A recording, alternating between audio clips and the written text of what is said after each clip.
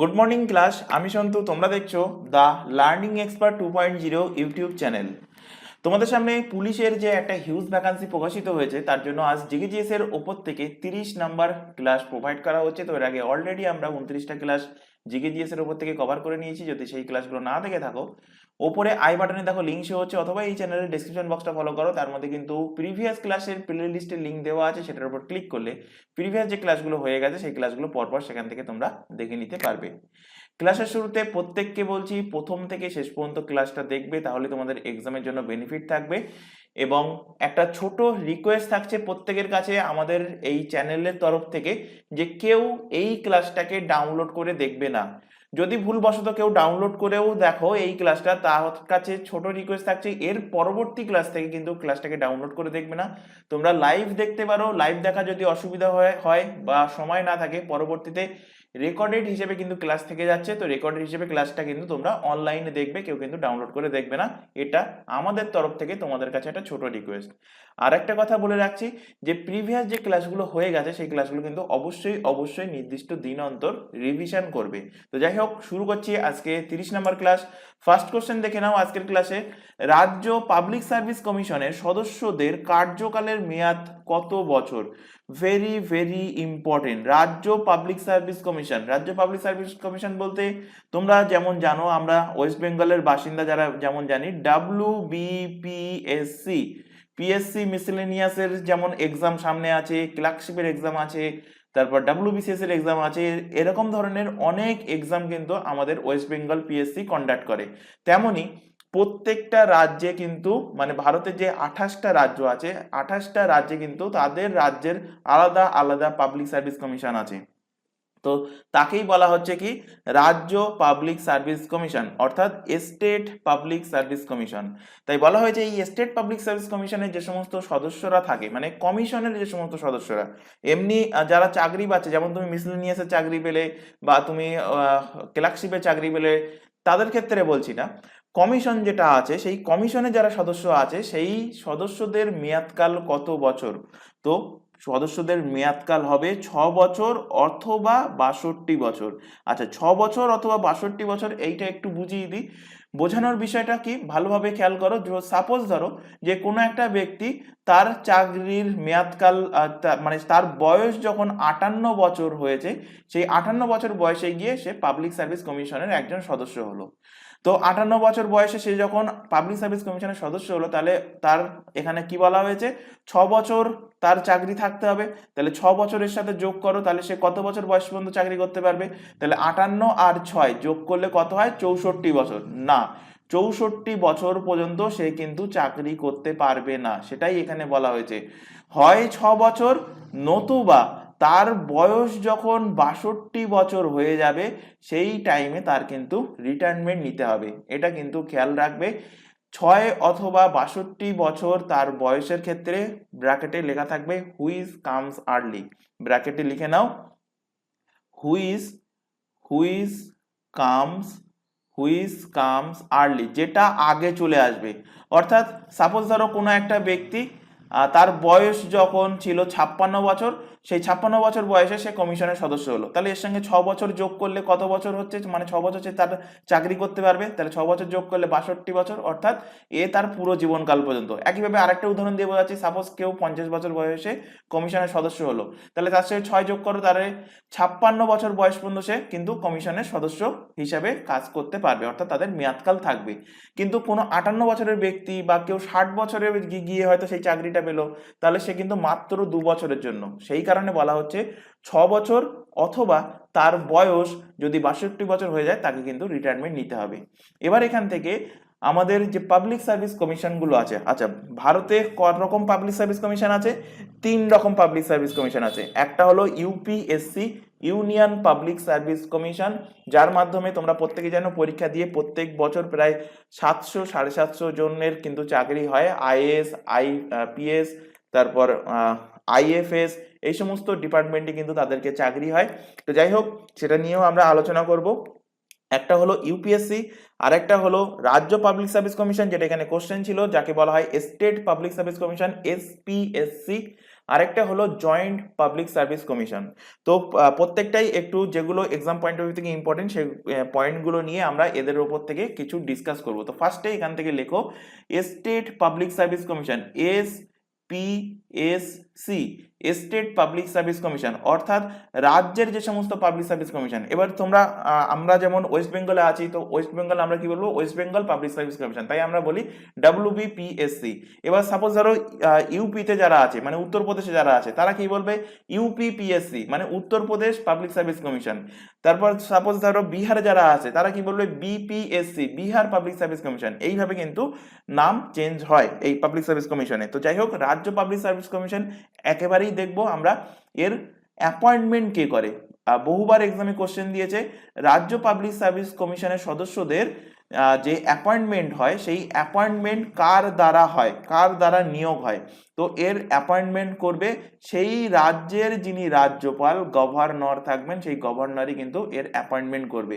Question দেবে এখান থেকে যে স্টেট পাবলিক সার্ভিস কমিশনের সদস্যরা যদি তারা রিজাইন করতে চায়, তাহলে রিজাইন করতে চাইলে কার কাছে রিজাইন করবে। তো রিজাইন করতে চাইলেও রিজাইন করবে কার কাছে, গভর্নর অর্থাৎ রাজ্যপালের কাছে কিন্তু এরা রিজাইন করবে।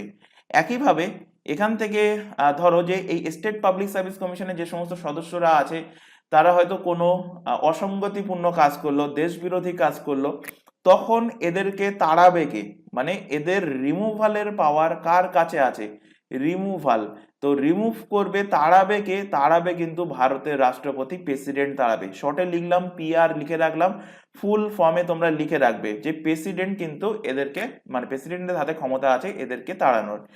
টেনিওর, টেনিওর অর্থাৎ কি, মেয়াদকাল। আচ্ছা, একটা কথা প্রত্যেককে বলে রাখি, কারণ অনেক স্টুডেন্ট এর আগের যে ক্লাসগুলো হয়েছে তার মধ্যে কমেন্টে জানিয়েছো যে টোটালি বিশেষ করে যে পিএসসির যে ক্লাসটা চলছে সেই বিশেষ করে এসএসসির যে জিকে জিএস এর ক্লাস চলছে সেখানে অনেক স্টুডেন্ট আমাদেরকে জানিয়েছো যে ইংলিশের পরিবর্তে বাংলাতে ক্লাস নিয়ে আসতে। তো একটা কথা খেয়াল রাখবে যে এখানে কিন্তু আমি বাংলাতেই পড়াচ্ছি, বা সেই তোমাদের যে এসএসসির ক্লাসটা হয় সেখানেও কিন্তু বাংলাতেই পড়ানো হয়, শুধুমাত্র কোশ্চেনগুলো সেখানে কিন্তু ইংলিশে রাখা হয়, বা এখানে আমি যেগুলো নোট ডাউন করাচ্ছি এগুলো, এই টার্মগুলো কিন্তু আমি ইংলিশে লেখাচ্ছি। কারণ কি, তোমরা শুধুমাত্র স্টেটের এক্সাম দিচ্ছ না, এর পাশাপাশি তোমরা কিন্তু সেন্ট্রালের যে সমস্ত এক্সামগুলো হয় যেখানে শুধুমাত্র ইংলিশ এবং হিন্দিতে ছাড়া কোশ্চেন হয় না, সেই এক্সামের জন্য তোমরা প্রিপারেশন নিচ্ছ তোমাদের মধ্যে অনেকে। তাই বলবো ধীরে ধীরে এই টার্মগুলো ধীরে ধীরে রপ্ত করো, তাহলে কিন্তু তোমাদের সুবিধা হবে এক্সাম ক্র্যাক করার জন্য। তো এখন থেকেই চেষ্টা করো। যেমন আমি এখানে বলে দিচ্ছি টেনিওর মানে কি, মেয়াদকাল, তোমরা খাতার পাশে লিখেও রাখতে পারো।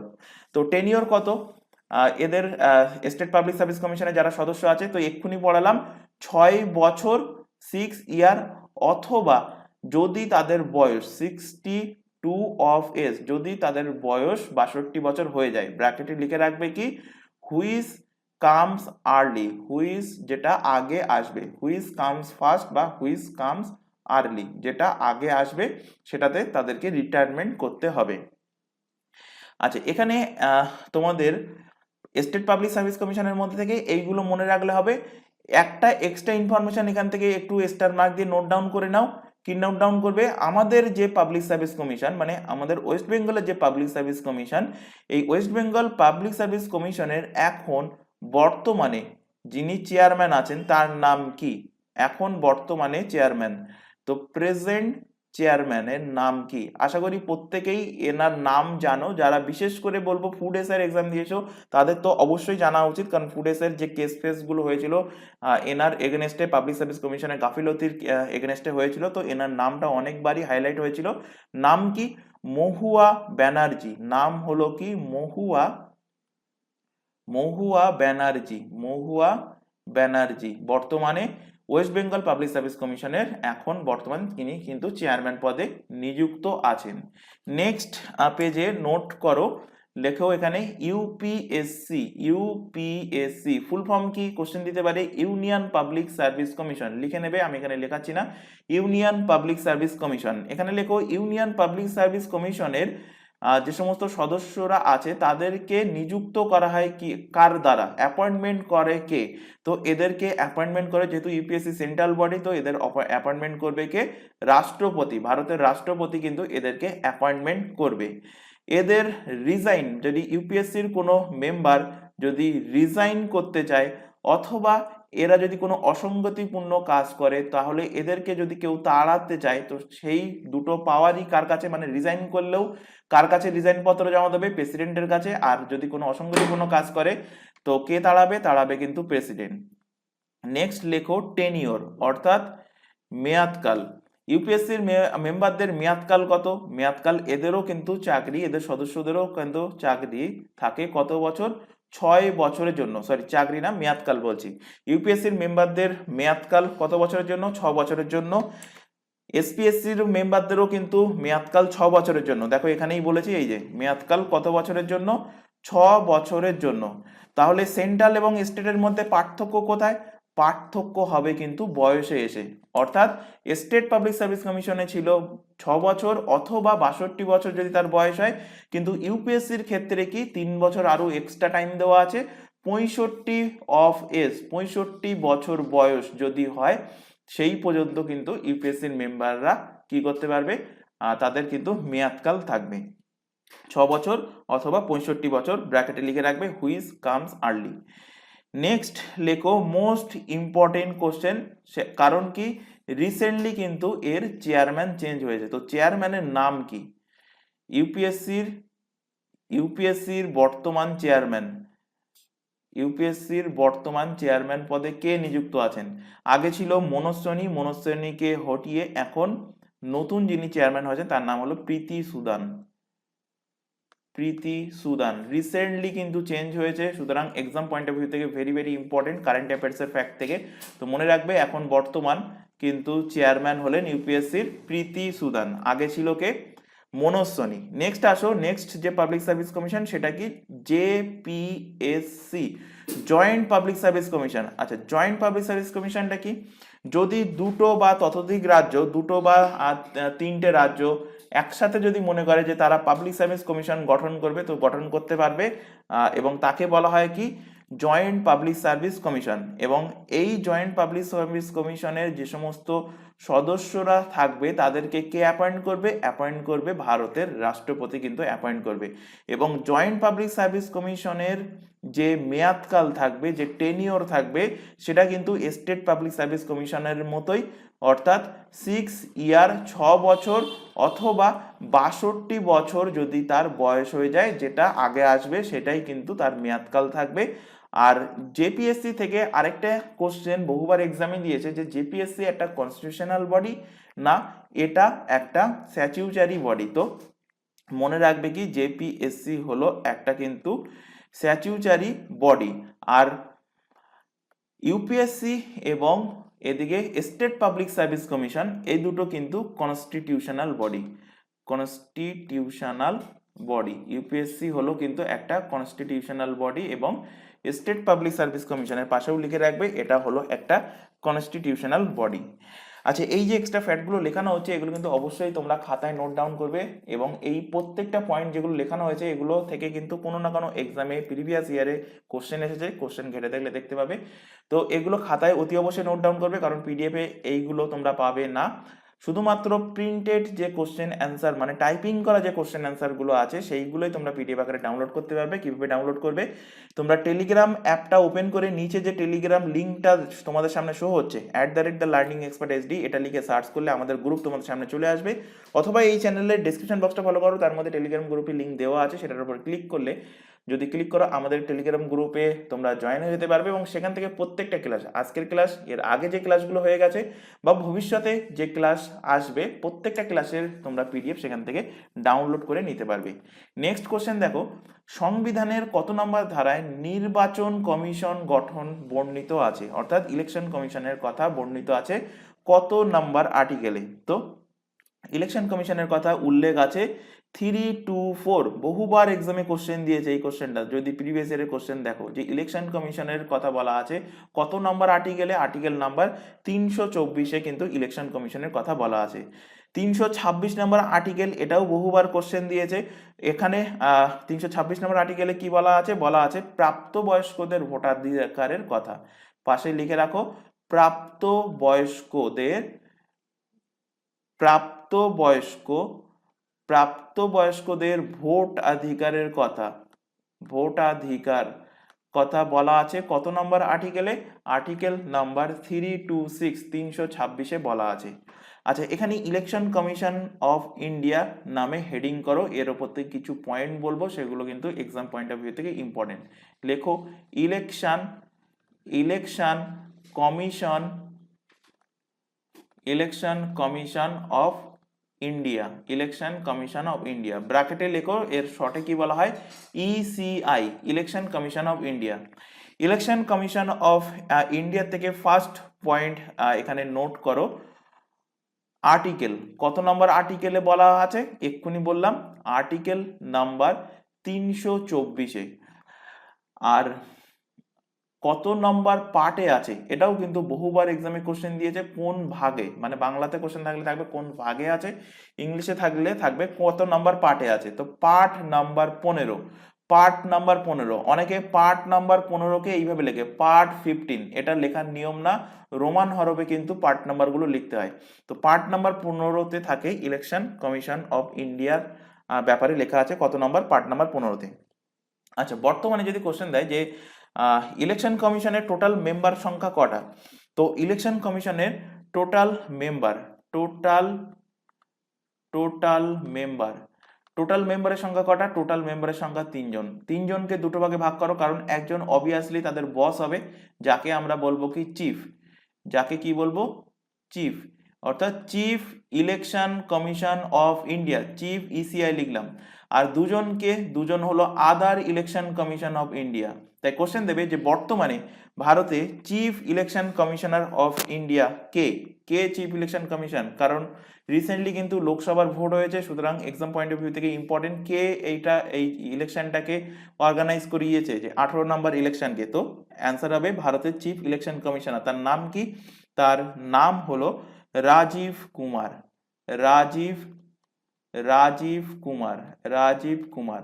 এছাড়া আরো আদার্স যে 2জন পার্সন আছে, মানে আদার ইলেকশন কমিশনার অফ ইন্ডিয়া, তাদের নামটাও কিন্তু মনে রাখতে হবে, কারণ এক্সামে দেবে যে এর মধ্যে কে ভারতের ইলেকশন কমিশনের সাথে জড়িত নন বলে 3 জনের নাম দিয়ে 4 জনের নাম দিয়ে দেবে, তার মধ্যে 3টে ঠিক হবে আর একটা ভুল থাকবে। সেই কারণে কিন্তু বাকি 2জনের নাম মনে রাখতে হবে। একজনের নাম হলো গণেশ কুমার,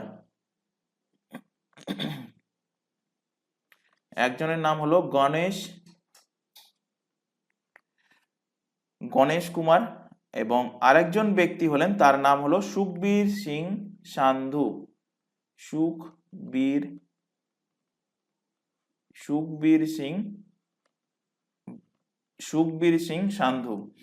তো সুখবীর সিং সান্ধু এবং গণেশ কুমার হলেন others 2 election commission of India, আর চিফ ইলেকশন কমিশন অফ ইন্ডিয়াকে রাজীব কুমার হলেন chief election commissioner of India.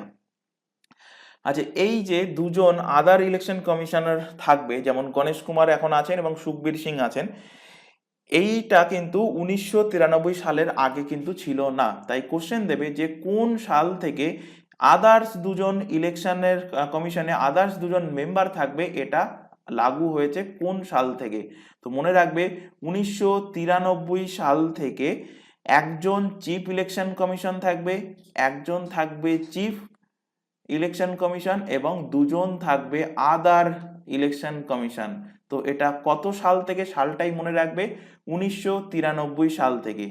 Next question লেখো ইলেকশন কমিশনার অফ ইন্ডিয়া থেকে, যে এই যে চিফ ইলেকশন কমিশনার এবং 2জন আদার্স যারা ইলেকশন কমিশনার, এদেরকে কে অ্যাপয়েন্ট করে, কে নিযুক্ত করবে? তো এদেরকে অ্যাপয়েন্টমেন্ট করার যে অধিকার আছে ভারতের রাষ্ট্রপতি, তো ভারতের প্রেসিডেন্ট দ্বারা কিন্তু এরা অ্যাপয়েন্টমেন্ট হয়ে থাকে।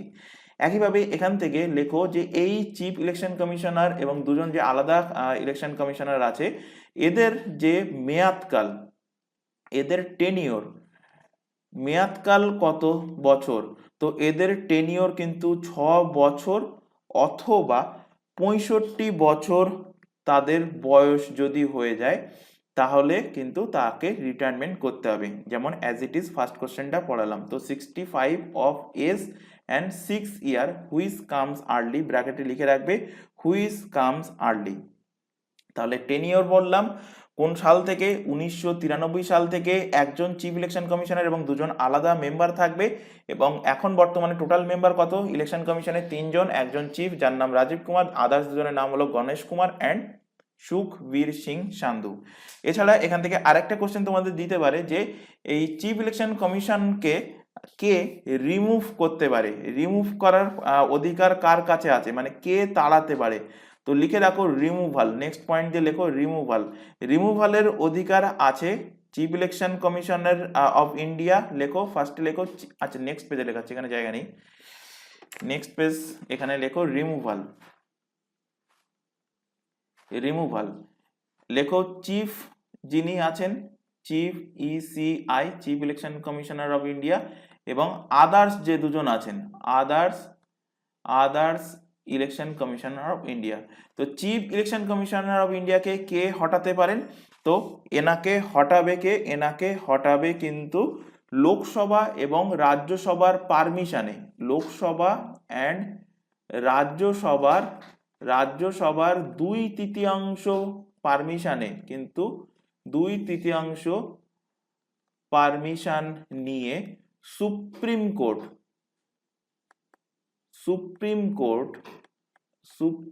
কোর্ট কিন্তু চিফ ইলেকশন কমিশনারকে হটাতে পারে। তাহলে চিফ ইলেকশন কমিশনকে কে হটাতে পারে? সুপ্রিম কোর্ট হটাতে পারে, কিন্তু তার জন্য পারমিশন কে দেবে? পার্লামেন্টের থেকে 3/2 ভোটে কিন্তু তাকে হটানোর জন্য তার পারমিশন করাতে হবে। আর আদার্স যে দুজন ইলেকশন কমিশনার আছে তাদেরকে কে হটাবে? তাদেরকে হটাবে কিন্তু chief election commissioner, chief ECI লিখে রাখো, চিফ ইলেকশন কমিশনার। তাহলে চিফ ইলেকশন কমিশনারকে কে পারমিশন দেবে? তো আদার্স যে দুজন ইলেকশন কমিশনার আছে তাদেরকে হটাবে প্রেসিডেন্ট হটাবে।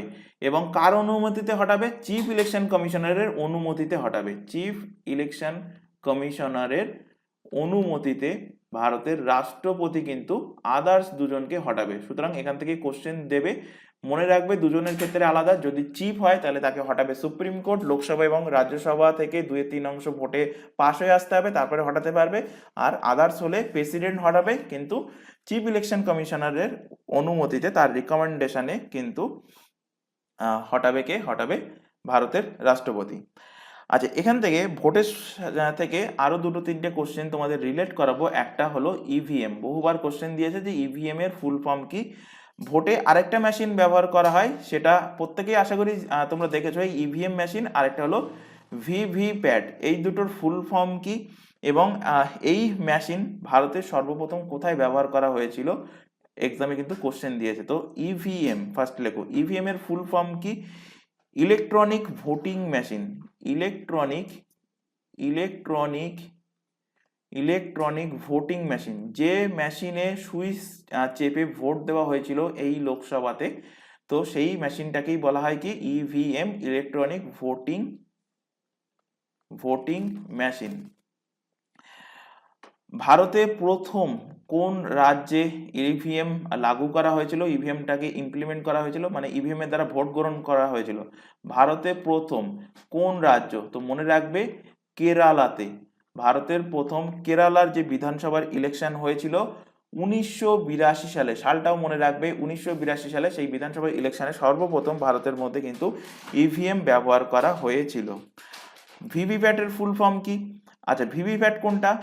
ইভিএম এ ভোট দেওয়ার পর পাশে উঁচু মতো যে মেশিনটা ছিল, যার মধ্যে দেখতে পাচ্ছিলে যে ABCD, যে পার্টিরই তোমরা ভোট দাও না কেন সেই পার্টির সিম্বল এবং তার নাম, তো সেটা শো করছিল যে মেশিনটা, তাকে বলা হয় কি? তাকে বলা হয় VVPAT.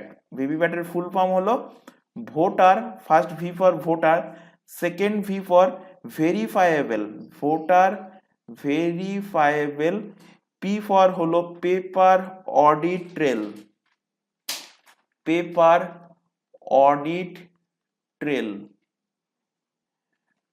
Voter verifiable paper audit trail হলো ভিভিপ্যাটের ফুল ফর্ম।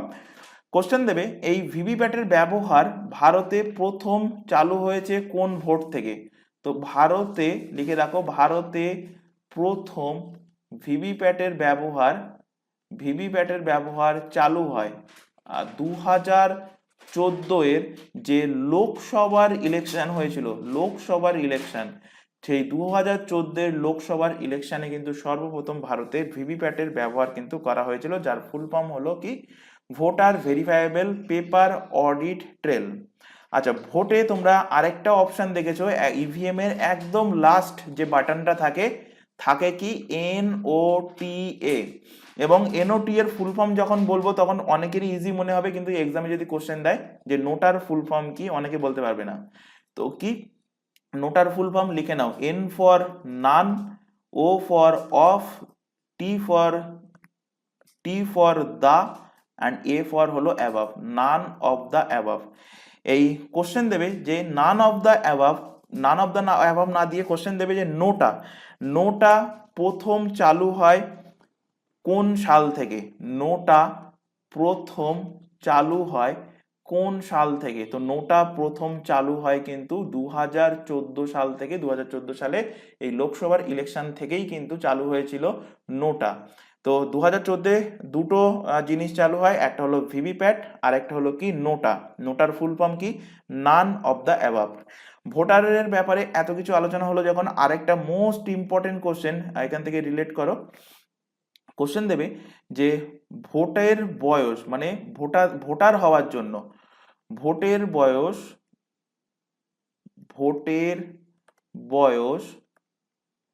21 থেকে কমিয়ে 18 বছর করা হয়। 18 বছর করা হয় কততম সংশোধনীর মাধ্যমে এবং কত সালে, এবং সেই বছর মানে যখন করা হয়েছিল তখন প্রধানমন্ত্রী কে ছিল। এই তিনটে কোশ্চেনই কিন্তু এক্সামে দিয়েছে। তাহলে কততম সংশোধনীর মাধ্যমে? 61তম, 61st অ্যামেন্ডমেন্টের মাধ্যমে কিন্তু করা হয়েছিল। 61st অ্যামেন্ডমেন্ট কত সালে হয়েছিল? 1988। আর 1988তে তখন ভারতের প্রধানমন্ত্রী কে ছিল, PM কে ছিল? রাজীব গান্ধী। তো রাজীব গান্ধীর আমলে কিন্তু ভোটের বয়স 21 থেকে কমিয়ে 18 বছর করা হয়। সেই কারণে 18 বছর বয়স হয়ে গেলেই কিন্তু ভোটার কার্ডের জন্য অ্যাপ্লাই করতে হয়, অর্থাৎ সে ভোট দেওয়ার জন্য কিন্তু তার রাইটস হয়ে যায়।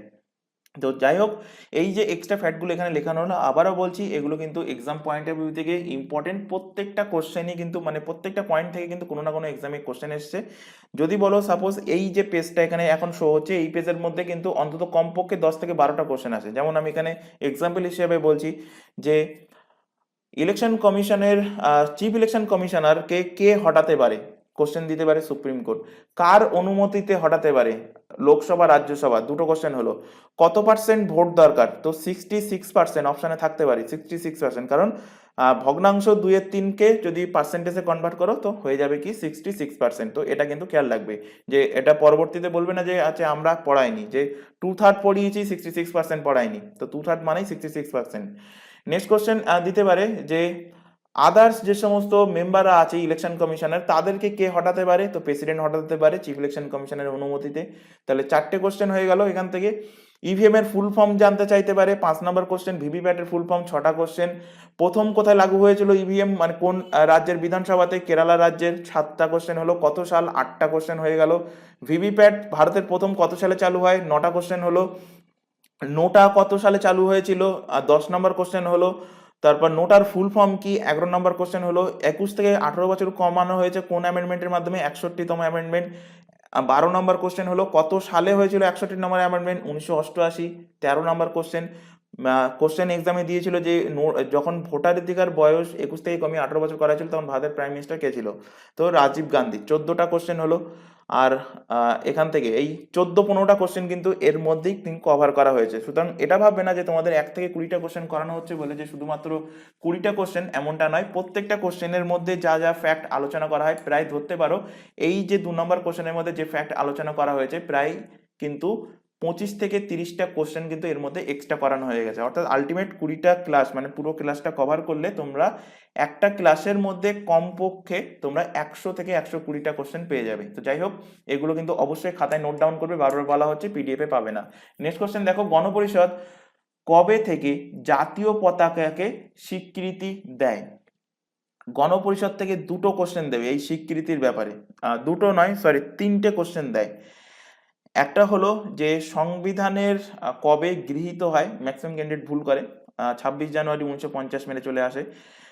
আরেকটা কোশ্চেন দেয়, আরেকটা কোশ্চেন যেটা এখন তোমাদের সামনে ডিসপ্লে হচ্ছে, যে জাতীয় পতাকাকে স্বীকৃতি গণপরিষদ কবে দিয়েছিল। আরেকটা কোশ্চেন দেয় আমাদের যে জাতীয় সঙ্গীত অর্থাৎ ন্যাশনাল অ্যানথেম জনগণমন, গণপরিষদ দ্বারা এটাকে কবে গ্রহণ করা হয়েছিল। এই তিনটে কোশ্চেন মোস্ট ইম্পর্টেন্ট, তিনটে ডেট সময় সাল কিন্তু মনে রাখতে হবে। তো যাই হোক, এখান থেকে দেখো গণপরিষদে কবে জাতীয় পতাকাকে স্বীকৃতি দেওয়া হয়। তো দেওয়া হয় 22 জুলাই 1947 সালে আমাদের যে জাতীয় পতাকা তিরঙ্গা যাকে বলা হয় হিন্দিতে, সেই তিরঙ্গাকে কিন্তু স্বীকৃতি দেওয়া হয়। কোশ্চেন দেবে ভারতের জাতীয় পতাকার যে ডিজাইন, যে নকশাটা কে তৈরি করেছিল। বহুবার এক্সামে কোশ্চেন দিয়েছে, নাম মনে রাখবে, পিঙ্গালি ভেঙ্কাইয়া। পিঙ্গালি বেঙ্কাইয়া অপশানে থাকবে কিন্তু যতীন্দ্রনাথ এরকম থাকবে, তারপর দেবেন্দ্রনাথ ঠাকুর, এইভাবে নাম থাকবে কনফিউজ করার জন্য, মনে রাখবে পিঙ্গালি বেঙ্কাইয়া। কোশ্চেন দেবে আমাদের যে জাতীয় পতাকা, এই জাতীয় পতাকার অবভিয়াসলি দৈর্ঘ্য আছে, প্রস্থ আছে। তো দৈর্ঘ্য এবং প্রস্থের যে রেশিও, দৈর্ঘ্য ইস টু প্রস্থ, সেই রেশিওটা কত? দৈর্ঘ্য ইস টু প্রস্থ রেশিও কত? দৈর্ঘ্য প্রস্থের রেশিও হলো 3:2, 3:2। যেমন তেমন বানালে হয় না, 3:2 রেশিওতে কিন্তু রাখতে হয় আমাদের ইন্ডিয়ান ন্যাশনাল ফ্ল্যাগকে। আর এই ত্রিবর্ণ মানে গেরুয়া, সাদা এবং যে সবুজ, এই ত্রিবর্ণের যে আমাদের ফ্ল্যাগ, ইন্ডিয়ান ফ্ল্যাগ, সেই ইন্ডিয়ান ফ্ল্যাগের মাঝখানে একটা অশোক চক্র আছে। তো কোশ্চেন দিয়েছিল এই অশোক চক্রে কতগুলো স্পোক আছে। আমাদের জাতীয় পতাকার মাঝখানে যে অশোক চক্র আছে, অশোক চক্র, এখানে লিখছি, জাতীয় পতাকার মাঝখানে যে অশোক চক্র আছে, এই অশোক চক্রে স্পোকের সংখ্যা কটা, কতগুলো স্পোকস আছে? তো মনে রাখবে 24টা স্পোকস আছে। কটা আছে? 24টা স্পোকস আছে। আচ্ছা, এখান থেকে এবার চলে আসবো গণপরিষদের উপরে। গণপরিষদ থেকে কিছু ইম্পর্টেন্ট পয়েন্ট আছে। তো এখানে ফার্স্টে আগে লেখো আমাদের যে দুটো কোশ্চেন বহুবার কনফিউজিং করে, যে আমাদের সংবিধান কবে গৃহীত হয়, সংবিধান কবে লাগু হয়। সংবিধান গৃহীত হয় কবে? সংবিধান গৃহীত হয় কবে? আরেকটা কোশ্চেন দেয় যে সংবিধান লাগু হয় কবে, অর্থাৎ বলবৎ হয় কবে। ইংলিশ টার্মে কি থাকবে? অ্যাডপ্টেড। আর লাগুতে থাকবে ইমপ্লিমেন্ট। তাহলে আমাদের সংবিধান অ্যাডপ্টেড হয় কবে, কবে গৃহীত হয়? তো গৃহীত হয় 26 নভেম্বর 1949-এ। আর লাগু হয় কবে? ঠিক এর 2 মাস পর 26 জানুয়ারি 1950। তো কোশ্চেন কি দিচ্ছে খেয়াল রাখবে, গৃহীত জানতে চাইছে না লাগু জানতে চাইছে, সেটা কিন্তু জানতে দেখবে, দেখে অ্যান্সার লিখবে। আরেকটা কোশ্চেন যেটা দেয় সেটা হলো যে ভারতের সংবিধান দ্বারা, আচ্ছা নেক্সট পেজে লিখছি, এখানে কোশ্চেন দেবে যে ভারতের সংবিধান দ্বারা জাতীয় সঙ্গীতটাকে গৃহীত করা হয়, গণপরিষদ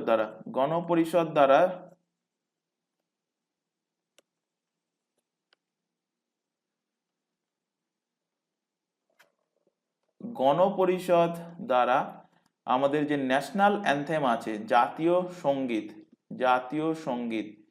এই জাতীয় সঙ্গীতকে কবে গ্রহণ করা হয়েছিল, কবে গৃহীত হয়েছিল, কবে গ্রহণ করা হয়, ডেটটা কিন্তু ইম্পর্টেন্ট। তো ঠিক আমাদের যখন সংবিধানটা লাগু হয়েছিল তার জাস্ট 2 দিন আগে, অর্থাৎ 24 জানুয়ারি 1950 সালে কিন্তু আমাদের জাতীয় সঙ্গীতটাকে গ্রহণ করা হয়েছিল গণপরিষদ দ্বারা। আমাদের জাতীয় সঙ্গীত কি? জাতীয় সঙ্গীত হলো জন গণ মন অধিনায়ক। তো ফুল লিখছি না, শর্টে একটু লিখে দিলাম, জনগণ মন কোশ্চেন দেবে এই জনগণ মন, এই যে গানটা কে লিখেছেন, লেখক কে, লেখক কে? লেখক হলেন রবীন্দ্রনাথ ঠাকুর, আর.এন. টেগর, রবীন্দ্রনাথ ঠাকুর। কোশ্চেন দিয়েছিল তোমাদের এক্সামে যে রবীন্দ্রনাথ ঠাকুর কোন কোন দেশের জন্য তাদের জাতীয় সঙ্গীত লিখেছেন। তো দুটো দেশের জন্য, একটা হলো ভারত, ভারতের জন্য জনগণ মন, আর একটা হলো ভারতের প্রতিবেশী দেশ বাংলাদেশ, এবং বাংলাদেশের জন্য লিখেছিল আমার সোনার বাংলা। তো এই কোশ্চেনটা কিন্তু এক্সামে দিয়েছিল, কোশ্চেনটা মনে রাখবে। কোশ্চেন দেবে এখান থেকে তোমাদের জাতীয় সঙ্গীত থেকে, যে জাতীয় সঙ্গীত সর্বপ্রথম গাওয়া হয়েছিল, অর্থাৎ এই জনগণ মন এই যে গানটা, এই গানটা সর্বপ্রথম কংগ্রেসের কোন অধিবেশনে গাওয়া হয়েছিল? ফার্স্ট সাং, প্রথম গাওয়া হয়েছিল কোন অধিবেশনে? তো 1911 সালে ইন্ডিয়ান ন্যাশনাল কংগ্রেসের যে সেশনটা হয়েছিল, কোথায় হয়েছিল সেশনটা? আমাদের কলকাতাতেই কিন্তু সেশনটা হয়েছিল। সেশনটা হয়েছিল কোথায়? কলকাতাতে। তো কলকাতা অধিবেশনে কিন্তু গাওয়া হয়েছিল। এই যে 1911 যে সেশনটা ছিল, যাতে প্রথমবার জনগণ মন অধি গানটা গাওয়া হয়েছিল, অর্থাৎ আমাদের ন্যাশনাল অ্যান্থেমকে গাওয়া হয়েছিল, তাতে প্রেসিডেন্ট কে ছিল সেই অধিবেশনের? মানে সভাপতি কে ছিলেন? তো প্রেসিডেন্ট ছিলেন, নাম মনে রাখবে, বিশান নারায়ণ দার, বিশান বিশান নারায়ণ দার। আচ্ছা, এখান থেকে আরেকটা কোশ্চেন রিলেট করো। আমাদের সংবিধান লাগু হয় কখন, কবে বললাম? সংবিধান লাগু হয় 26 জানুয়ারি, 26 জানুয়ারি 1950, 26 জানুয়ারি 1950-এ আমাদের সংবিধান লাগু হয়। তো এই দিনটা আমরা কি দিবস হিসেবে পালন করি? Republic day. ম্যাক্সিমাম ক্যান্ডিডেট আমি দেখেছি, ক্যান্ডিডেটের কথা বাদ দাও, ম্যাক্সিমাম আমি পাবলিককে দেখেছি, ফেসবুক বলো বা এতে বলো, রিপাবলিক ডে দিন লেখে ইন্ডিপেন্ডেন্স ডে, আর ইন্ডিপেন্ডেন্স ডে দিন লেখে রিপাবলিক ডে। তো যাই হোক, এটা লেখা উচিত না। যাই হোক, রিপাবলিক ডে বলা হয় কাকে? 26 জানুয়ারি 1950-কে, প্রজাতন্ত্র দিবস। তো কোশ্চেন যেটা দেবে, যেটা বলতে চাইছিলাম সেটা হলো যে 2024-এর থিম কি ছিল রিপাবলিক ডে? থিম কে ছিল আর চিফ গেস্ট কে ছিল? বহুবার এক্সামে কোশ্চেন দিয়েছে। এর আগেরই যে ডাব্লিউবিসিএস এর এক্সাম ছিল 2023-এর, তার প্রিলিমসেই কোশ্চেন দিয়েছিল যে 2023-এর যে প্রজাতন্ত্র দিবস, তার চিফ গেস্ট হিসেবে কে প্রেজেন্ট ছিলেন ভারতে। তো একইভাবে 2024-এরও কিন্তু চিফ গেস্টটা মনে রাখতে হবে। তার আগে থিম জেনে নাও। থিম কি ছিল? Bharat the mother of democracy, Bharat, Bharat the mother of democracy, democracy ছিল 2024-এর প্রজাতন্ত্র দিবসের থিম। আর প্রজাতন্ত্র দিবসের যেটা most important question, chief guest কে ছিল? চিফ গেস্ট নামও দিতে পারে, বা কোন দেশের সেই দেশটাও হয়তো জানতে চাইতে পারে। তো 2024-এর চিফ গেস্ট হিসেবে প্রেজেন্ট ছিলেন ফ্রান্সের যিনি প্রেসিডেন্ট, ফ্রান্সের প্রেসিডেন্টকে নাম কি? Emmanuel Macron. তো ফ্রান্সের প্রেসিডেন্ট ইমানুয়েল ম্যাক্রন কিন্তু, ইমানুয়েল ম্যাক্রন চিফ গেস্ট হিসেবে আমাদের প্রজাতন্ত্র দিবস 2024-এ প্রেজেন্ট ছিলেন। তো এই ফ্যাক্টগুলো এখান থেকে মনে রাখবে। Next question. আচ্ছা, এখান থেকে একটা ছোট ইনফরমেশন তোমাদের প্রোভাইড করা আছে। তোমরা এখন যে ক্লাসটা দেখছো সেটা হলো পুলিশ স্পেশাল ক্লাস। এছাড়া এখানে আদার্স যে এক্সামের নামগুলো দেখতে পাচ্ছ, যেমন পিএসসি মিসলেনিয়াস, পিএসসি ক্লার্কশিপ, এছাড়া এসএসসির এক্সামগুলো, প্রত্যেকটা এক্সামের জন্য আমাদের দুটো ইউটিউব চ্যানেল মিলিয়ে সম্পূর্ণ ফ্রিতে সিলেবাস ওয়াইজ কিন্তু ফ্রিতে লাইভ ক্লাস প্রোভাইড করা হচ্ছে রেগুলার বেসিসে। লাইভ ক্লাস অ্যাটেন্ড না করতে পারলে ক্লাস থেকে যায় রেকর্ডেড ফরম্যাটে, সুতরাং পরবর্তীতে রেকর্ডেড হিসেবে ক্লাসগুলো দেখে নিতে পারবে। তবে আবারও আমাদের তরফ থেকে একটা ছোট রিকোয়েস্ট থাকছে, ক্লাসের শুরুতেও বলেছি, কেউ ক্লাসটাকে কিন্তু ডাউনলোড করে দেখবে না। যদিও ভুলবশত এই ক্লাসটাকে ডাউনলোড করে কেউ দেখে থাকো, নেক্সট ক্লাস থেকে ক্লাসটা ডাউনলোড করে দেখবে না। লাইভ ক্লাস দেখা সম্ভব না হলে ক্লাস রেকর্ডেড থেকে যায়, তো রেকর্ডেড হিসাবে তোমাদের টাইম মতো কিন্তু ক্লাসটা রেকর্ডেড হিসেবেই কিন্তু ক্লাসটা অনলাইনে কিন্তু দেখবে। যাই হোক, এখানে এই প্রত্যেকটা এক্সামের জন্য আমাদের কিন্তু আলাদা আলাদা হোয়াটসঅ্যাপ ব্যাচ ওপেন করা আছে। হোয়াটসঅ্যাপ ব্যাচে যুক্ত হতে চাইলে তোমাদের কি করতে হবে, তার আগে জেনে নাও যে হোয়াটসঅ্যাপ ব্যাচে যুক্ত হতে চাইলে মানে হোয়াটসঅ্যাপ ব্যাচে যুক্ত হওয়ার বেনিফিটটা কি? বেনিফিট হলো তোমাদের কিন্তু আগে থেকে রুটিন প্রোভাইড করা হয় এই হোয়াটসঅ্যাপ ব্যাচে। এছাড়া যে ক্লাসগুলো প্রোভাইড করা হয় সেই ক্লাসগুলো কিন্তু নির্দিষ্ট টাইমের আগে, মানে 2 মিনিট 3 মিনিট আগে কিন্তু তোমাদেরকে ক্লাসের লিঙ্কগুলো প্রোভাইড করা হয়। এছাড়া এক্সাম রিলেটেড যাবতীয় যে গুরুত্বপূর্ণ ইনফরমেশন, যেমন কোনো নোটিফিকেশন প্রকাশিত হোক বা কোনো অ্যাডমিট কার্ড প্রকাশিত হোক, সবার আগে কিন্তু হোয়াটসঅ্যাপ ব্যাচেই জানানো হয়। তো হোয়াটসঅ্যাপ ব্যাচে যুক্ত হতে চাইলে কি করতে হবে, নিচে যে হোয়াটসঅ্যাপ নাম্বারটা দেখতে পাচ্ছ এই নাম্বারে আমাদেরকে শুধুমাত্র হোয়াটসঅ্যাপেই মেসেজ করে ইনফর্ম করবে, কেউ নর্মাল কল বা ভিডিও কল এই নাম্বারে করবে না।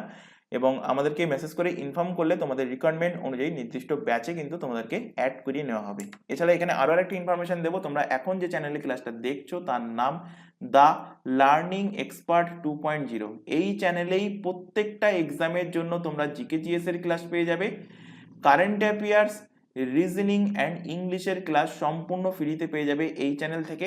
আর ম্যাথের ক্লাসের জন্য আমাদেরই কিন্তু একটা নতুন চ্যানেল ওপেন করা হয়েছে, চ্যানেলের নামটা ভালোভাবে দেখে নাও, ম্যাথস বাই সন্তু স্যার। চ্যানেলের লোগোটা এখান থেকে দেখে নাও, যেহেতু চ্যানেলটা নতুন, চ্যানেলের লিঙ্ক আমরা এই ক্লাসের ডেসক্রিপশন বক্সে দিয়ে রেখেছি, সেটার উপর ক্লিক করলে আমাদের নতুন ম্যাথের চ্যানেলে চলে আসতে পারবে, সেখানে রেগুলার বেসিসে ম্যাথের ক্লাস চলছে। আর যেহেতু নতুন তাই প্রত্যেককে বলবো চ্যানেলটাকে সাবস্ক্রাইব করে বেল আইকনকে অল নোটিফিকেশন সেট করে নাও, এবং এটাকেও যদি সাবস্ক্রাইব না করে থাকো এটাকেও সাবস্ক্রাইব করে নাও। এবং চ্যানেল দুটোতে কিন্তু রেগুলার বেসিসে ক্লাস চলছে, রেগুলার বেসিসে চ্যানেল দুটো থেকে ক্লাসগুলো ফলো করতে থাকো। নেক্সট কোশ্চেন দেখো, যে শেষ মহল ট্রফি, শেষ মহল ট্রফি কোন খেলার সাথে সম্পর্কিত? শেষ মহল ট্রফি, তো শেষ মহল ট্রফি কিন্তু ক্রিকেট খেলার সাথে সম্পর্কিত, ক্রিকেট খেলার সাথে। তো এইরকম কিন্তু ট্রফির নাম দিয়ে দেবে এবং সেটা কোন খেলার সাথে সম্পর্কিত কোশ্চেন দিতে পারে। তো এখান থেকে কিছু খেলার আমি এখান থেকে আলোচনা করে দেবো যে সেই খেলাটার সাথে কোন কোন ট্রফি যুক্ত, তো এটা তোমরা এখান থেকে একটু ফলো করে নেবে। আচ্ছা, তার আগে একটা কথা বলে রাখি, তোমাদের সম্ভবত এর আগের দিন কিংবা তার আগের দিনের ক্লাসে, সেটা ডাব্লিউবিপির ক্লাস হোক কিংবা পিএসসির ক্লাস, এই দুটো ক্লাসের মধ্যে কোনো একটা ক্লাসে বলা হয়েছিল যে নেহেরু ট্রফি কিন্তু ক্রিকেটের সাথে সম্পর্কিত। তো হ্যাঁ, নেহেরু ট্রফি কিন্তু ক্রিকেটের সাথে সম্পর্কিত, এবং সরি, নেহেরু ট্রফি বলা হয়নি, সম্ভবত নেহেরু কাপ বলা হয়েছিল, Nehru cup. Nehru trophy boat race এবং হকির সাথে সম্পর্কিত। নেহেরু কাপ, তো নেহেরু কাপ নামে একটা কিন্তু খেলা হয়েছিল, যদিও এখন বর্তমানে খেলা হয় না, কিন্তু নেহেরু কাপটা ওখানে একটু কারেকশন করে নেবে, সেটা ফুটবল খেলার সাথে সম্পর্কিত। নেহেরু কাপ যদি দেয় তো অ্যান্সার মার্কিং করবে কি ফুটবল খেলার সাথে সম্পর্কিত। তো যাই হোক, এখান থেকে আবারও নোট ডাউন করে নাও, ক্রিকেট, ক্রিকেট, ক্রিকেট খেলার সাথে সম্পর্কিত যে কাপগুলো বা ট্রফিগুলো আছে কি কি, ফার্স্ট লেখো Ranji trophy, Ranji trophy, Ranji trophy. Next লেখো Irani trophy, Irani trophy. Next লেখো Duleep trophy, Duleep trophy. Next লেখো Deodhar trophy, Deodhar trophy.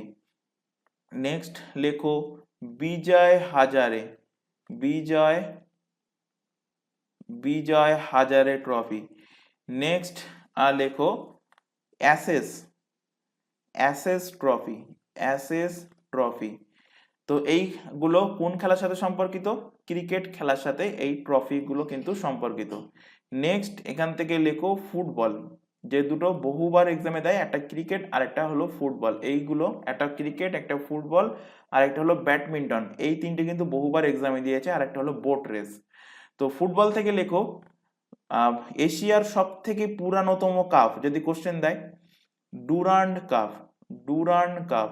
Asia's পাশে লিখে রাখো Asia's oldest cup, Asia's oldest football cup, Asia's oldest football cup. তো এশিয়াস ওল্ডেস্ট যখন, অবভিয়াসলি যদি কোশ্চেন দেয় যে ভারতের সব থেকে পুরাতনতম কাপ কোনটা, তো একই অ্যান্সার হবে ডুরান্ড কাপ। নেক্সট লেখো ফুটবল থেকে Subroto cup, Subroto, Subroto cup.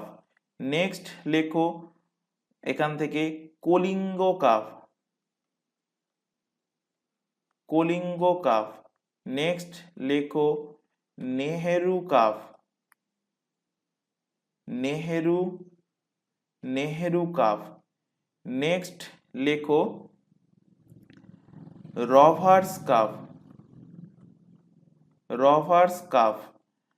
Next লেখো BC Roy trophy, BC Roy trophy. আরেকটা এখান থেকে লিখে রাখো সন্তোষ ট্রফি। সন্তোষ ট্রফিটা কিন্তু বহুবার এক্সামে দিয়েছে। সন্তোষ ট্রফি কোন খেলার সাথে সম্পর্কিত? ফুটবল খেলার সাথে সম্পর্কিত। আরেকটা আশা করি প্রত্যেকেই জানো, ফিফা। ফিফা মেন্স হোক উমেন্স হোক দুটোই ফুটবল খেলার সাথে সম্পর্কিত। তো ক্রিকেট হলো, ফুটবল হলো। নেক্সট লেখো হকি। নেক্সট লেখো হকি। হকি খেলার সাথে সম্পর্কিত কাপ লেখো Jawaharlal Nehru trophy. Jawaharlal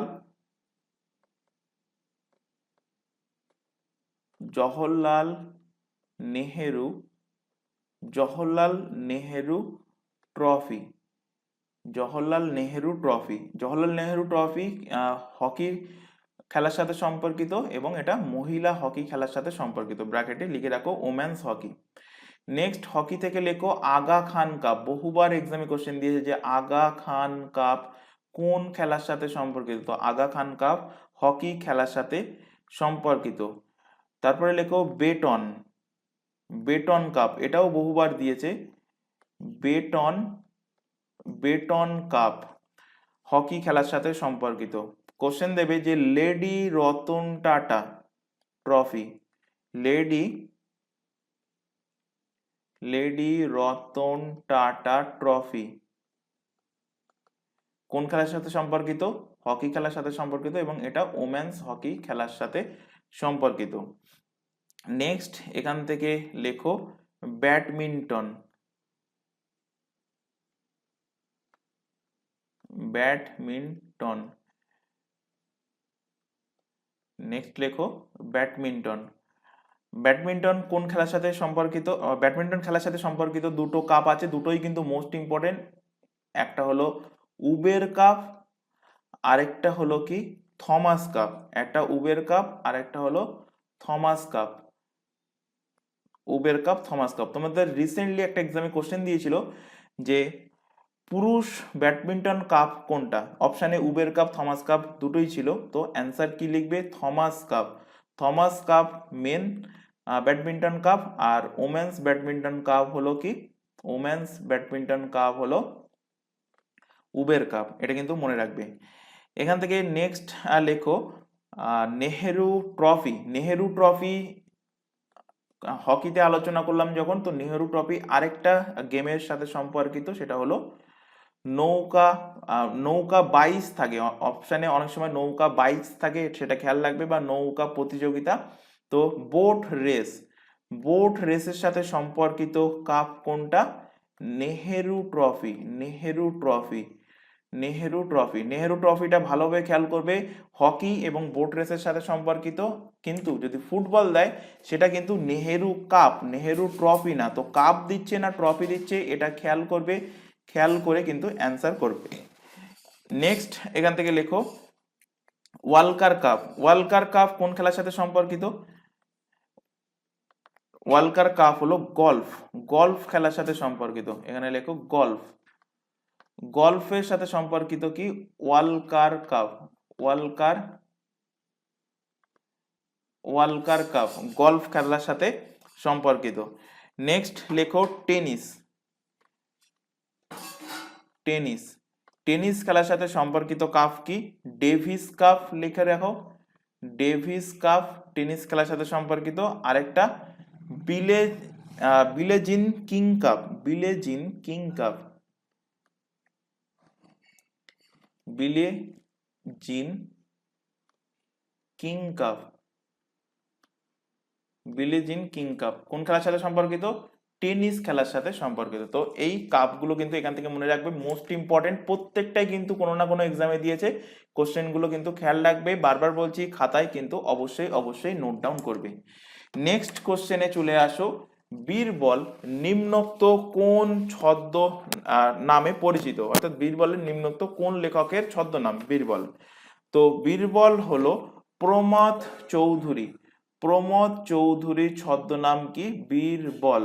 option number A এর কিন্তু সঠিক অ্যান্সার হবে। এখান থেকে কিছু ইম্পর্টেন্ট ব্যক্তিত্ব এবং তাদের যে পরিচিত নাম বা ছদ্মনাম বলতে পারো বা নিকনেম বলতে পারো, তো সেগুলো এখান থেকে নোট ডাউন করো। প্রায় কিন্তু 20-22টা হবে, সেটা এখান থেকে নোট ডাউন করো। ফার্স্টে লেখো, বাম ধারে লেখো ব্যক্তি, মানে তার অরিজিনাল নেম কি এবং সে কোন নামে পরিচিত। পরিচিত নাম বহুবার এক্সামে কোশ্চেন দিয়েছে, যখন এগুলো লেখাবো তখন বুঝতে পারবে, এবং যারা প্রিভিয়াস ইয়ারের কোশ্চেনের ফলো করে তারাই কিন্তু রিলেট করতে পারবে। তো ফার্স্ট লেখো ধ্যানচাঁদ। ধ্যানচাঁদ ধ্যানচাঁদ কি নামে পরিচিত? হকির জাদুঘর। হকির জাদুঘর নামে পরিচিত কে? ধ্যানচাঁদ। এবং রাজীব গান্ধী খেলরত্ন অ্যাওয়ার্ড যেটা ছিল সেটার নাম পরিবর্তন করে এই ধ্যানচাঁদের নামই রাখা হয়েছে মেজর ধ্যানচাঁদ অ্যাওয়ার্ড, এখন কিন্তু নাম রাখা হয়েছে, যেটা ভারতের খেলা জগতের সর্বোচ্চ সম্মান। নেক্সট লেখো পিটি ঊষা। বর্তমানে ইনি কোন পদে আছেন? ইন্ডিয়ান অলিম্পিক অ্যাসোসিয়েশন, তার চেয়ারম্যান পদে নিযুক্ত আছেন কে? পিটি ঊষা। বা সেখান থেকে কোশ্চেন দেবে যে ইন্ডিয়ান অলিম্পিক অ্যাসোসিয়েশনের প্রথম মহিলা সভাপতি, মহিলা চেয়ারম্যানের নাম কি? তো অ্যান্সার হবে এই পিটি ঊষা। তো পিটি ঊষা কি নামে পরিচিত? তো ইনি উড়ন্ত পরী, উড়ন্ত পরী নামে পরিচিত, উড়ন্ত পরী নামে পরিচিত। নেক্সট লেখো এখান থেকে আমির খসরু। আমির আমির খসরু।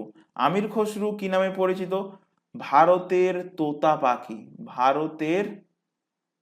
ভারতের তোতা পাখি নামে পরিচিত কে? আমির খসরু। তাহলে কোশ্চেন দেবে যে ভারতের ম্যাকিয়াভেলি নামে কে পরিচিত?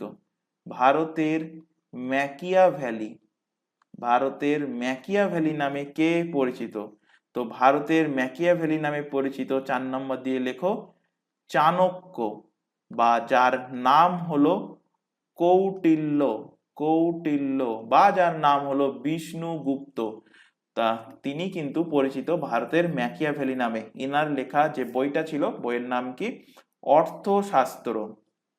কোশ্চেন দেবে ভারতের শেক্সপিয়ার, ভারতের শেক্সপিয়ার নামে কে পরিচিত? তো ভারতের শেক্সপিয়ার নামে 5 নম্বর দিয়ে লেখো কালিদাস। কালিদাস ভারতের শেক্সপিয়ার নামে পরিচিত। নেক্সট কোশ্চেন এখান থেকে লেখো 6 নম্বর দিয়ে যে চিত্তরঞ্জন দাস। চিত্তরঞ্জন দাস, চিত্তরঞ্জন দাস কি নামে পরিচিত? চিত্তরঞ্জন দাস, চিত্তরঞ্জন দাস পরিচিত দেশ বন্ধু নামে পরিচিত। এবং এই বন্ধু রিলেটেড আরেকটা নাম আছে, রিসেন্টলি কিন্তু আমাদের নিউজে কিন্তু হাইলাইটেড হয়েছে, বহুবার হাইলাইটেড হয়েছে ইন্টারন্যাশনাল রিলেশন হিসাবে।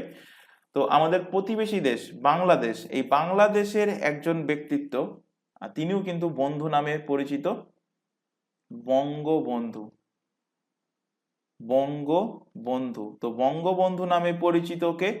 শেখ মুজিবুর রহমান, শেখ হাসিনার বাবা শেখ মুজিবুর, শেখ মুজিবুর রহমান, শেখ মুজিবুর রহমান বঙ্গবন্ধু নামে পরিচিত।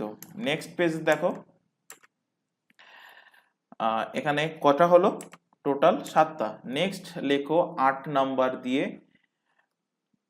8 নাম্বার লেখো Jagjivan Ram. Jagjivan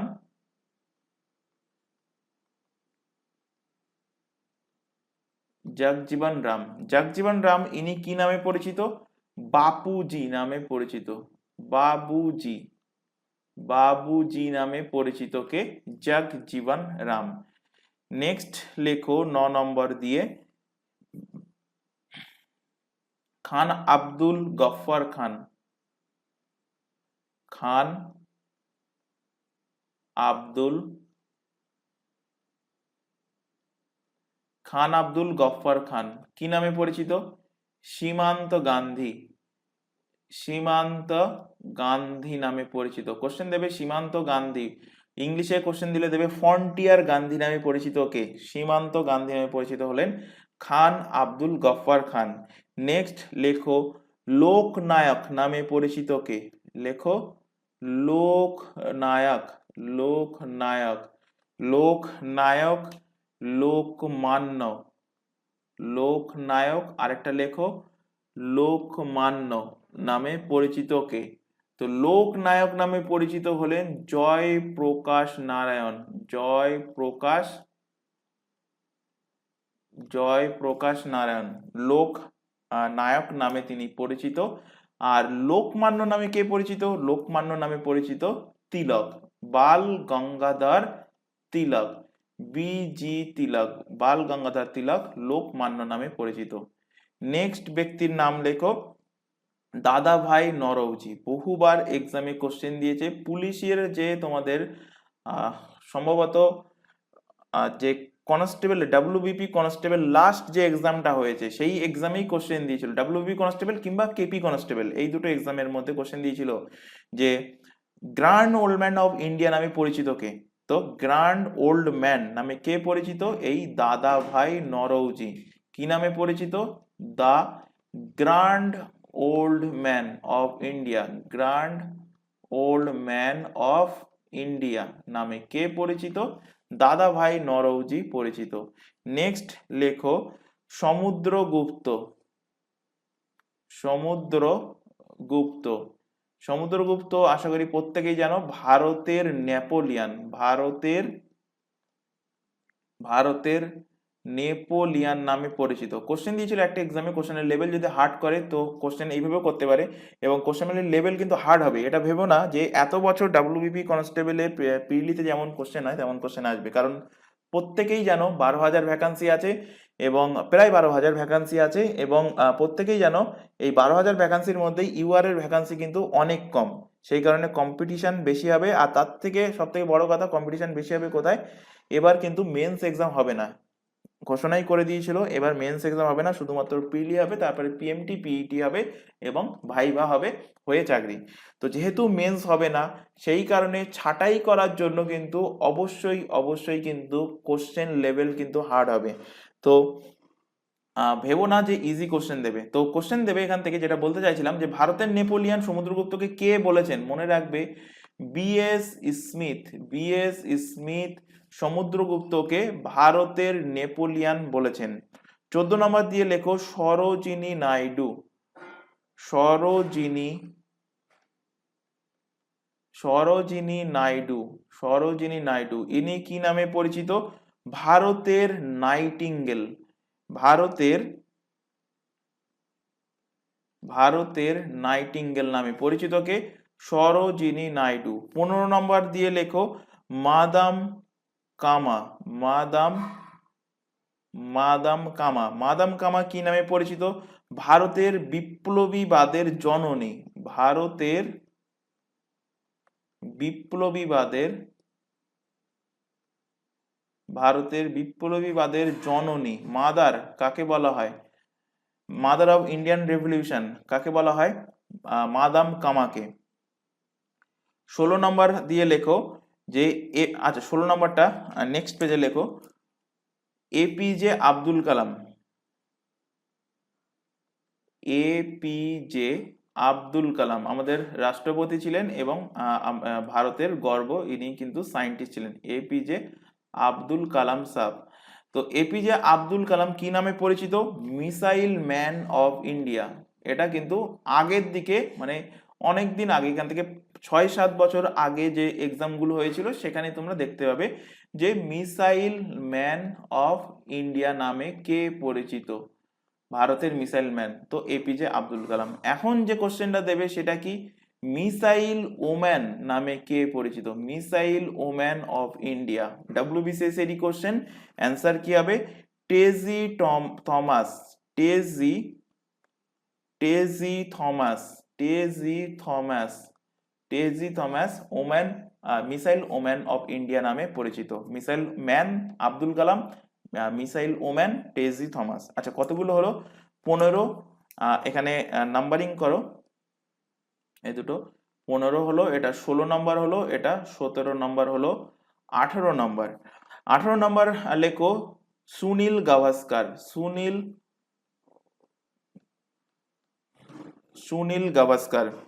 Sunil Gavaskar little master, little master, এটা কিন্তু ম্যাক্সিমাম ক্যান্ডিডেট ভুল করবে, কারণ ফার্স্ট অপশনে দেবে সচিন টেন্ডুলকার। তো লিটল মাস্টার নামে পরিচিত কে? সুনীল গাভাস্কার। আর সচিন টেন্ডুলকার মাস্টার ব্লাস্টার নামে তিনি কিন্তু পরিচিত। 19 নম্বর দিয়ে লেখো লালা লাজপত রায়। আচ্ছা, একটা কথা বলে রাখি প্রত্যেককে, যদিও এর আগের ক্লাসগুলোতেও বলেছি, আরো একবার বলছি, তোমাদের এই চ্যানেলে 3টে এক্সাম, যেমন এই পুলিশের এক্সামের জন্য জিকেজিএস এর ক্লাস চলছে, এর পাশাপাশি এসএসসির এক্সামের জন্য জিকেজিএস এর ক্লাস, এছাড়া তোমাদের কিন্তু পিএসসির এক্সামের জন্য জিকেজিএস এর ক্লাস চলছে। তো তোমরা যারা শুধুমাত্র প্রিপারেশন নিচ্ছে তাদের ক্ষেত্রেই বলছি, ওভারঅল প্রত্যেকেরই বলছি, কিন্তু শুধুমাত্র যারা, তাদের ক্ষেত্রে তারা একটু ভালোভাবে শুনবে। তুমি যদি শুধুমাত্র ওয়েস্ট বেঙ্গল কনস্টেবলের জন্যই যদি প্রিপারেশন নাও তোমরা, তাদেরকেও বলবো বাকি যে দুটো জিকেজিএস এর ক্লাস চলছে, অর্থাৎ পিএসসির এবং এসএসসির যে ক্লাস এই চ্যানেলেই চলছে, সেগুলোও ফলো করবে। ওখান থেকেও কিন্তু তোমাদের পুলিশের এক্সামের জন্য কোশ্চেন আসতে পারে। অর্থাৎ এটাই বলতে চাইছি যে যে সমস্ত এক্সামে জিকেজিএস একটা টপিক হিসাবে আছে, তো এই চ্যানেলে যে জিকেজিএস এর ক্লাস চলছে আলাদা আলাদা ভাবে 3টে নাম দিয়ে, তো আদতে প্রত্যেকটা ক্লাসই কিন্তু প্রত্যেকটা এক্সামের জন্য ইম্পর্টেন্ট। তো বারবার বলছি, ওই ক্লাসগুলোও কিন্তু ফলো করবে। লাস্টে বলবে না যে ওগুলো পড়ানো হয়নি, কারণ ওখানে যা পড়ানো হচ্ছে সেগুলো এখানে পড়াবো না, এখানে যা পড়ানো হচ্ছে সেগুলো ওই ক্লাসগুলোতে পড়াবো না।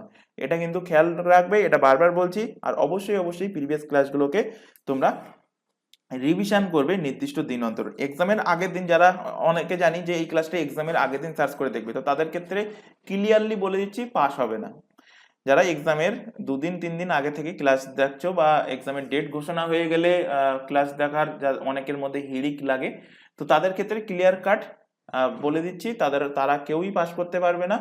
যারা এখন থেকে প্রিপারেশন নিচ্ছ এবং রেগুলার বেসিসে রিভিশন করছো, এবং তার পাশাপাশি প্রথম থেকে শেষ পর্যন্ত ক্লাস দেখছো, তারা ক্ষেত্রে বলছি, তারা যদি 3টে ক্লাস দেখে থাকো, মানে এসএসসি, পিএসসি এবং এই ক্লাসের ডাব্লিউপি, তাহলে কনফার্ম বলে দিতে পারি যে 80% কোশ্চেন, 70 থেকে 80% কোশ্চেন আমাদের এই 3টে এক্সাম স্পেশাল যে ক্লাস চলছে জিকেজিএস এর মধ্যে থেকে হুবহু কমন পেয়ে যাবে, যদি রেগুলার বেসিসে ক্লাস দেখো প্রথম থেকে শেষ পর্যন্ত। যাই হোক, অ্যান্সার এখানে লালা লাজপত রায় কি নামে পরিচিত? লালা লাজপত রায় পাঞ্জাব কেশরী। বহুবার এক্সামে কোশ্চেন দিয়েছে, দেখবে যে পাঞ্জাব কেশরী নামে কে পরিচিত? তো অ্যান্সার কি হবে? লালা লাজপত রায়। নেক্সট ব্যক্তির নাম লেখো এখান থেকে বিনোবা ভাবে।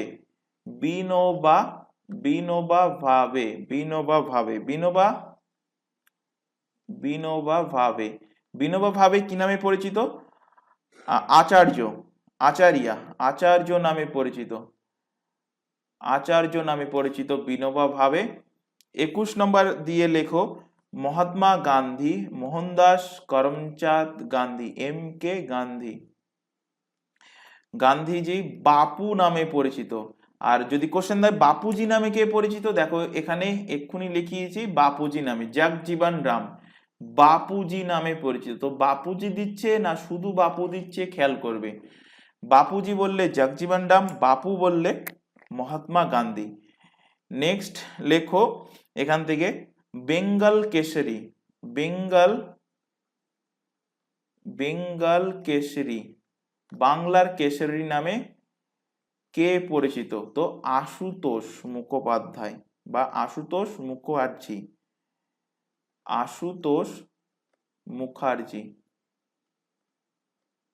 আশুতোষ মুখোপাধ্যায় বেঙ্গল কেশরী নামে পরিচিত। নেক্সট লেখো বেঙ্গল টাইগার, বাংলার বাঘ নামে কে পরিচিত? বাংলার বাঘ এখন হোয়াটসঅ্যাপ বলো বা তোমরা ওদিকে ইনস্টাগ্রাম বলো বা ফেসবুক বলো, বাংলার বাঘ নামে অনেকেই কিন্তু ভাইরাল হচ্ছে, মানে নিজেকে বাংলার বাঘ বলে দাবি করছে। তো যাই হোক, আমি ইন্ডিকেট করছি না, আশা করি যারা রিলস মানে একটু ফেসবুকের দিকে যারা অ্যাক্টিভ আছো তারা দেখেছো, আমার চোখের সামনে হঠাৎ পরশুর দিন পড়েছিল। যাই হোক, বাংলার বাঘ বলে দাবি করছে, তো বাংলার বাঘ বলে দাবি করলে তার নাম যেন খবরদার এক্সামে লিখবে না।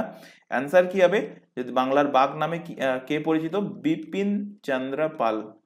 বিপিন চন্দ্র পাল বাংলার বাঘ নামে পরিচিত। আর একটা লাস্ট লিখে রাখো সর্দার বল্লভভাই প্যাটেল। সর্দার বল্লভভাই প্যাটেল।